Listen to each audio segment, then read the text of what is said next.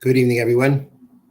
This week's Parshas Re'eh. I'd like to dedicate tonight's Drasha in memory of my mother, Mrs. Shalamis Rabinowitz, Shalamis Bas Rabbi Yaakov Eliezer. Our learning should be an aliyah for her neshama. So every day in davening, we ask Hashem at the end of the Shemona Esrei, Eloi kaina teleshani meira, my God, guard my tongue from evil, usvasai medaber merma, and my lips from speaking deceit. To those who curse me, my soul shall be silent. My soul shall be like dust to all. Open my heart with your Torah, or open my heart in your Torah. And in your commandments may my soul pursue. My soul should pursue your commandments. That means that we should be running after mitzvahs. We should be excited for the opportunity to do a mitzvah. The question is, first of all, I want to share with you a story that really illustrates a person who ran after mitzvahs. And I heard this story from Rabbi Shlomo Farhi. He is the rabbi of the Edmund J. Safra Synagogue in New York. And he told over the following story.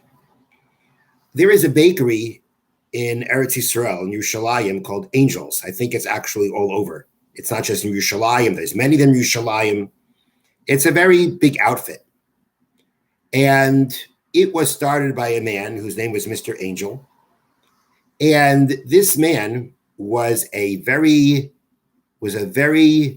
giving person. He was legendary in the way he gave tzedakah. And from his vantage point of having this bakery, he had an eye to be able to see who was able to buy bread and who really couldn't buy bread. And whenever he could, he would extend them, tell them to take it, pay me back when you want. And some people just didn't want to keep taking. It was very difficult for them to take it all. And every day, to take bread and not pay, they couldn't handle it. So what was he going to do for these people? So what he decided was that he told his bakers that he wants them to intentionally take certain doughs and bake them out of shape, bake them broken, so that it should appear that these breads didn't come out right. And then he would tell these people who really couldn't afford to buy the bread, look, these breads, they're deformed, they're broken, I can't sell them. I'm going to have to throw them out. Take them from me, do me a favor. That is an example of a person who ran after mitzvahs. When he tried and the other person didn't want to accept his tzedakah, and a person can say, look, I tried. I did what I could. I can't force them to do it. He thought and he devised a plan to get them to take. That's called somebody who runs after mitzvahs.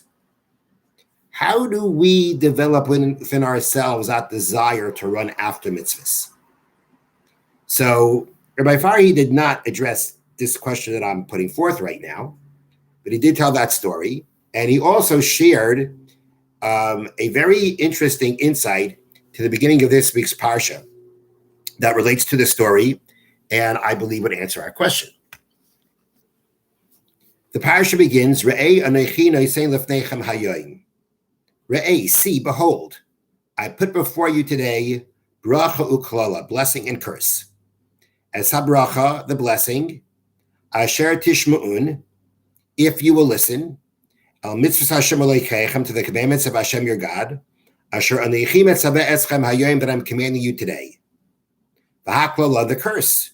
Im lo yishmu mitzvahs Hashem aleichem, if you will not listen to the commandments of Hashem your God, v'sartem min al derech asher anichi metzaveh eschem hayoim, you shall stray from the path that I am commanding you today. L'lechetz, to go acharei Elohim acherim, after other gods, asher lo yadatem, that you did not recognize. So let's examine what the Torah is saying here. The Torah is saying, I give before you, the Jewish people, blessing and curse. The blessing comes for keeping the mitzvahs, The curse comes from abandoning the mitzvahs.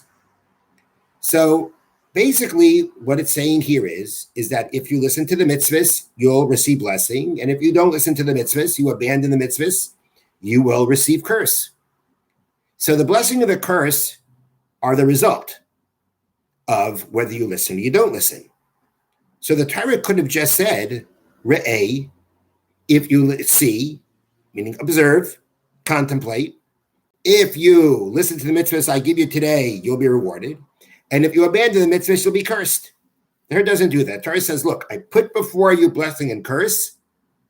The blessing is for this, the curse is for this. It's the result before what brings the result.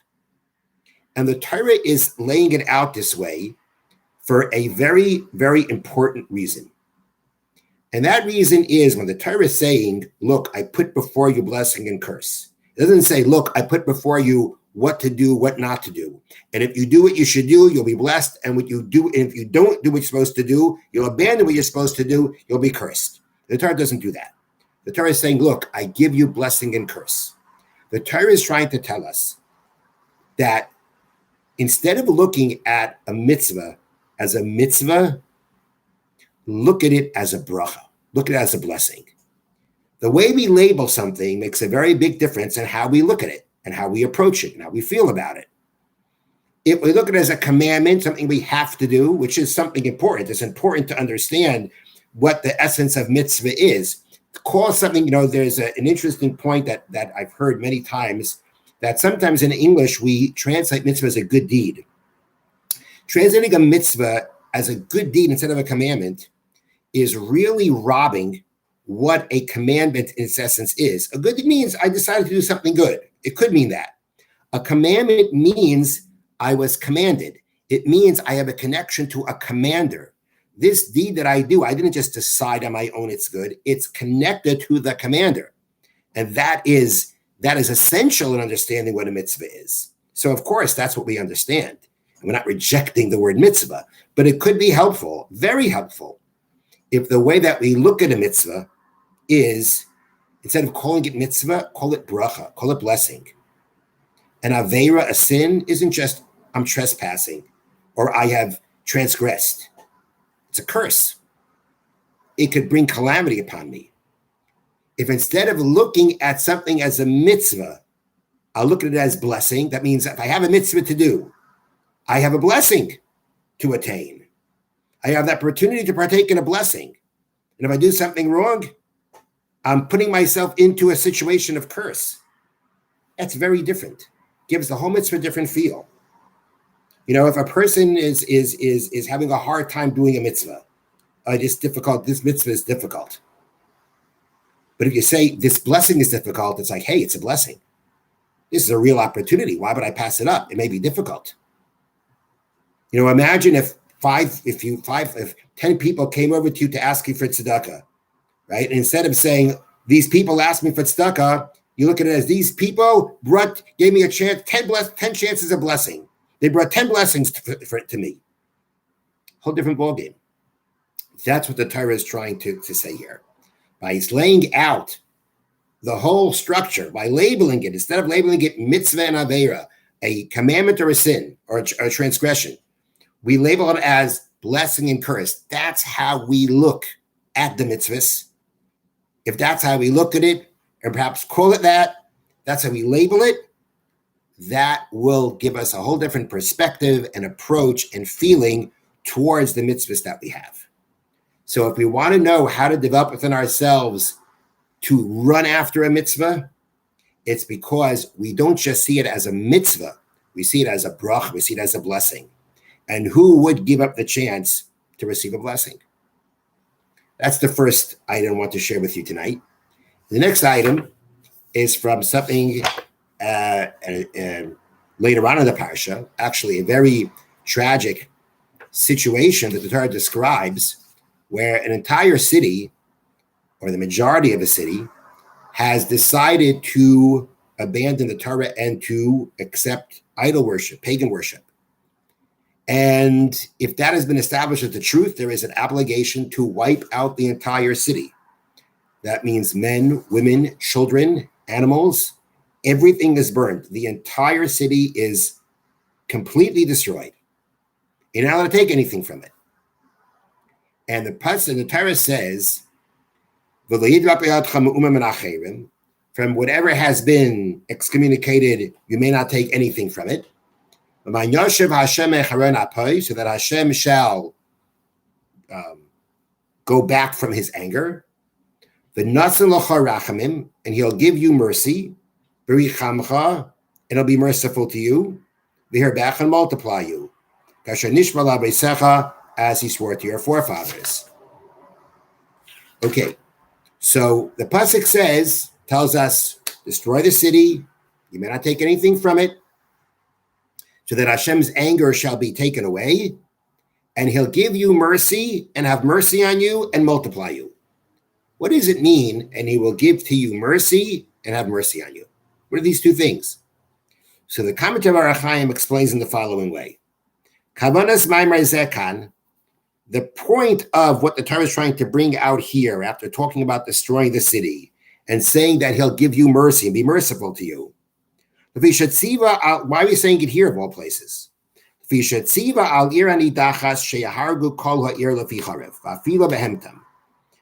the Torah has commanded us to completely obliterate a city, even the animals.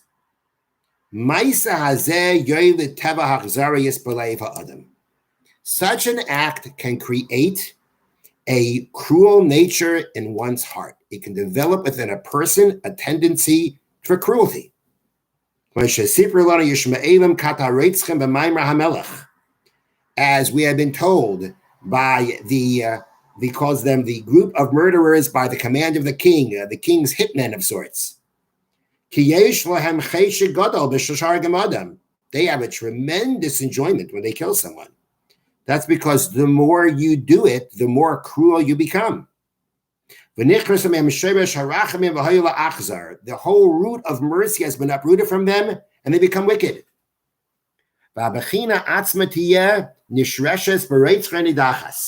And this same concept, this same aspect, can become now enrooted in those who murdered the people of this city. Ernidachas is the term used for the city that has strayed off, has abandoned the Torah and taken upon themselves to worship idols. So this is the Ar HaChaim is telling us a fascinating concept. They have a mitzvah to murder the city, to obliterate the city. Nonetheless, such an act can actually instill within those people who do what they're supposed to do a cruel nature. As human beings, if we perform an act of cruelty, it's going to instill within us, it's going to influence us, it's going to instill within us cruelty. It's going to uproot mercy and instill cruelty. That's where as human beings, our actions influence us. And therefore, here Hashem promises Jewish people, he will give you mercy. What does that mean? Although nature should have produced within these people, cruelty,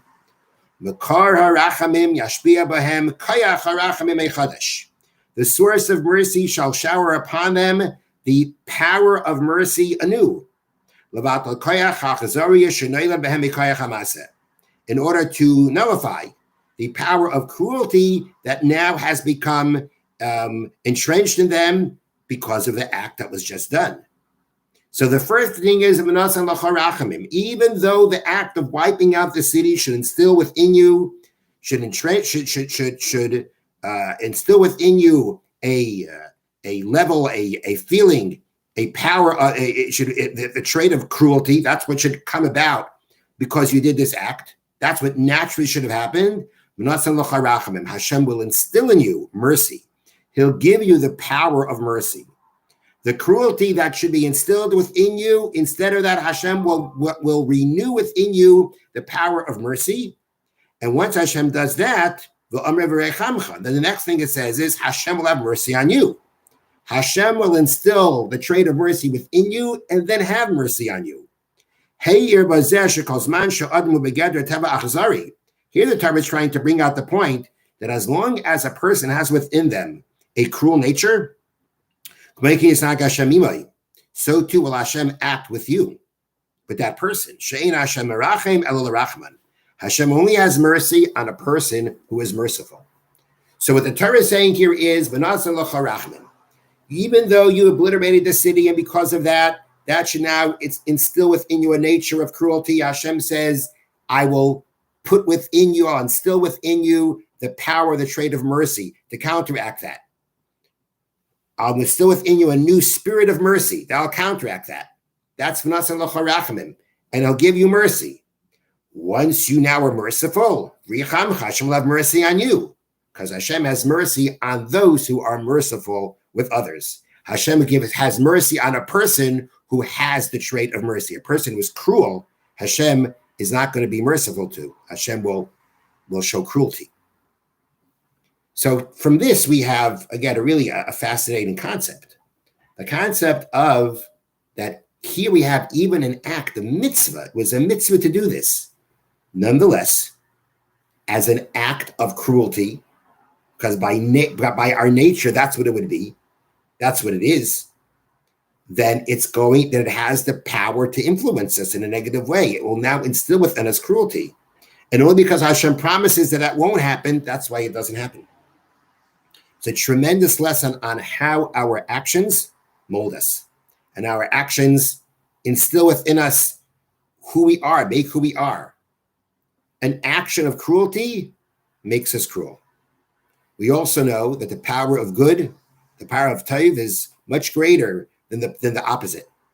And therefore, the actions of good that we do, the actions of mercy that we do, instill within us and make us into merciful people. Have a wonderful Shabbos.